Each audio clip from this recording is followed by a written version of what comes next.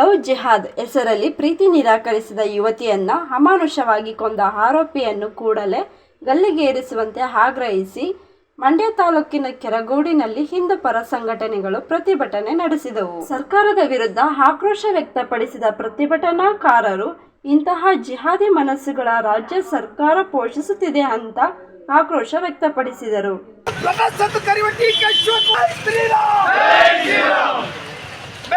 ಬೇಕು ನ್ಯಾಯ ಬೇಕು ಬೇಕು ನ್ಯಾಯ ಬೇಕು